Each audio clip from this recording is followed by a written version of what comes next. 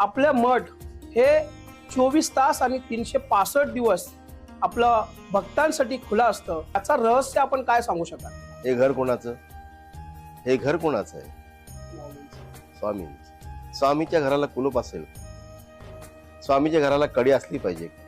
हा परमेश्वर जो आहे तो सर्वांसाठी आहे. त्यांना बंधनं माणसाची कशाला पाहिजे? ज्याने विश्व निर्माण केलं त्याला सांगायचं आता झोप, आम्ही 10 वाजता बंद करतो सगळं म्हणजे. आणि वरती आम्हीच सांगायचं सर्व घटी आहे तो, कुठे नाही जागा दाखवून द्या.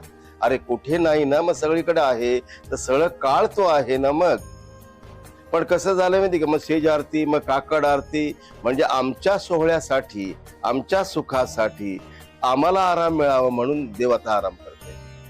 देव कधीपासून आराम करायला लागले? खरोखरच देवानी निद्रा घेतली तर काय वेळ विश्वाचं. म्हणून ते पहुडलेले असतात, डोळे बंद असतात, स्वतःच्या मग्न चिंतनामध्ये असतात. आणि ते चिंतन कोणाचं? तर भक्तांचं. तो काय करतो आणि हा काय करतो, कोणावर संकट आणि याचं कल्याण कसं होईल, याच्या पलीकडे काही नाही. म्हणून स्वामी समर्थांच्या आहे ना बाबतीत, आता हा मठ करुणामध्ये 24 तास उघडा होता, बंधन नव्हती. लॉक आम्ही कसं लावणार? मठ कोणाचा आहे? स्वामींचा. मग स्वामींच्या मठाला आम्ही लॉक लावत आणि सांगा तर लोकांना आता दर्शन बंद केलंय. कोणाच्या दर्शनाला आलते?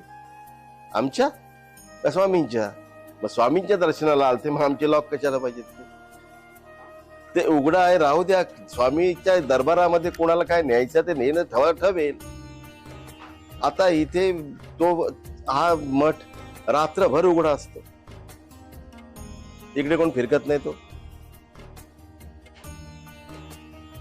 म्हणून काय, माणसाची बंधनं माणसाला असावी, माणसाने देवाला बंधनात टाकू नये.